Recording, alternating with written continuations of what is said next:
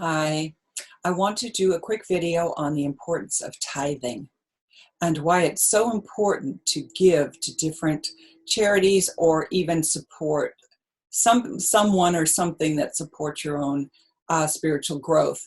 And what came about was Shannon and I, my business partner, were opening a new business, and we think it's around March 1st.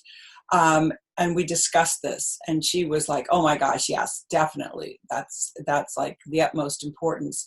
So we will be giving to those that support our growth, our wisdom, and also to different organizations that we've done our research on to figure out and know exactly how much money is going to the actual cause and how much money is being pocketed. And also where these companies link to, like who's really behind them. So all of that is really important. I don't want to be funding something that is a real negative on the planet. We don't need any more of that. But the importance of tithing is, especially when funds are low, and I noticed that through my life.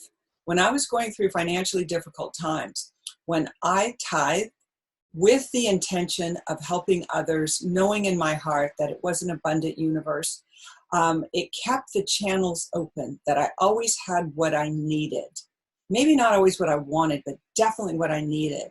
And I could feel the universe, and I felt always more uplifted and joyous in life, even though maybe my circumstances weren't the best.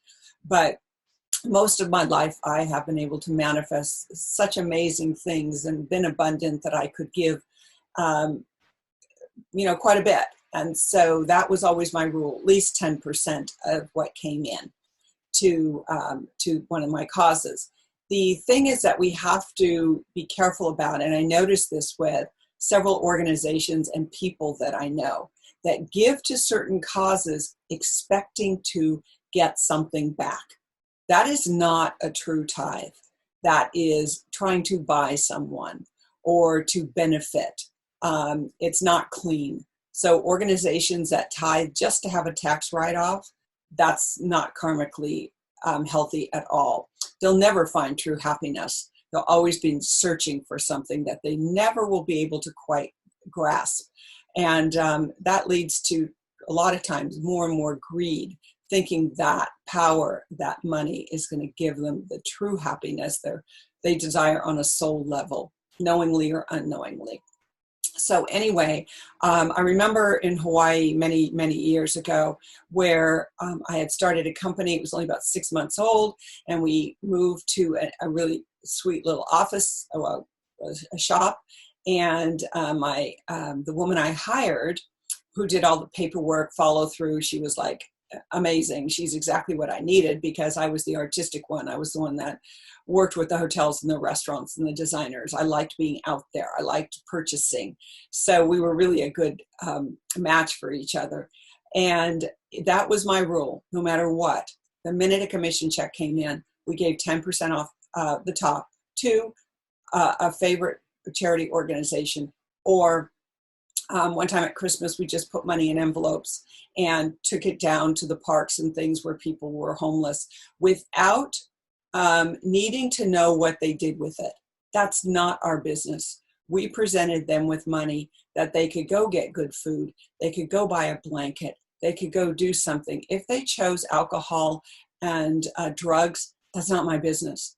I have to allow whatever that soul needs as their journey. Okay, so I wasn't critiquing people. Of course, you're always hoping that they do something good with it.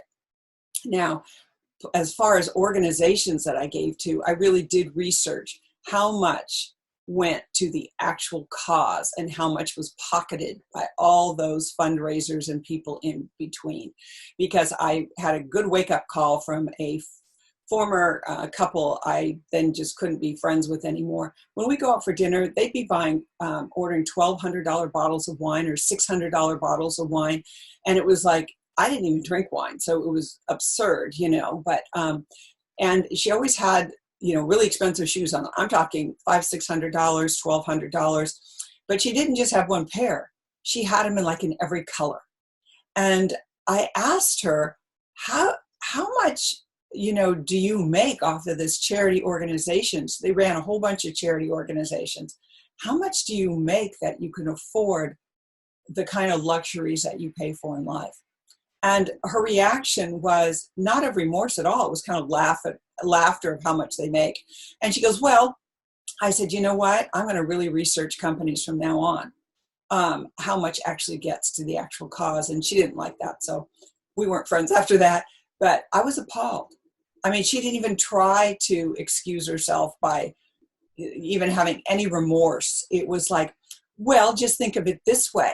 They wouldn't get anything if it wasn't for us. I'm going like, oh my gosh. I felt like one of those old movies where the rich guy comes walking down the street and he's got $1 million in his hand and he throws somebody a dime and said, well, they wouldn't even have that.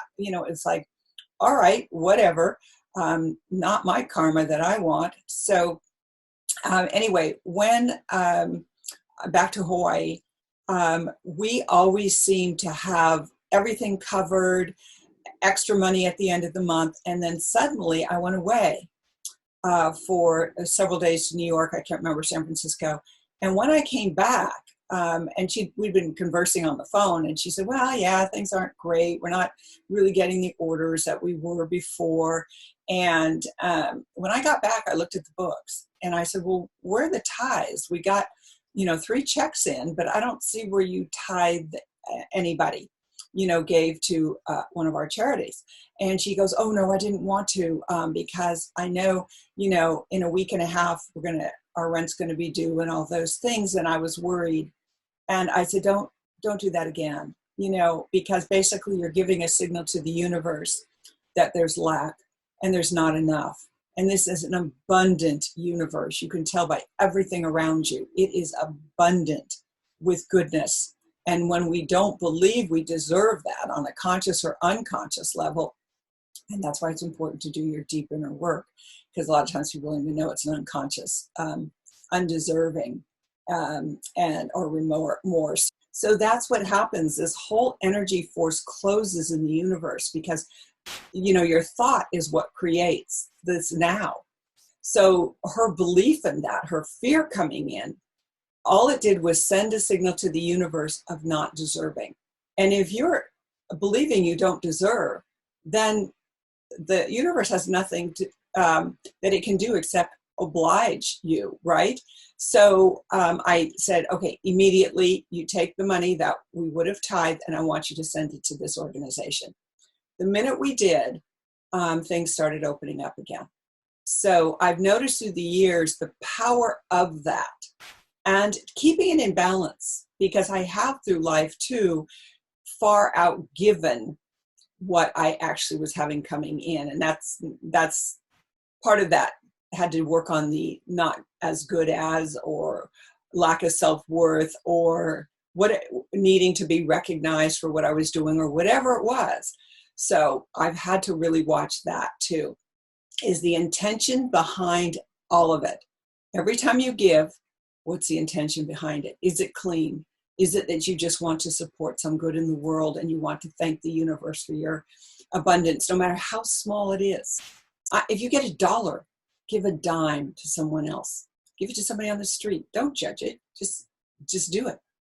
And if it's $10 million, give $1 million away. Okay, so if you can't, then it's just this hoarding thing. It's just a total lack consciousness. Be sure it's clean. It's not just a tax write-off. If that happens, great, but don't do it with that intention. So blessings to everyone. Have a beautiful, beautiful day. It's absolutely gorgeous in the Napa Valley. So I hope you're enjoying your day no matter what you have. Okay, blessings.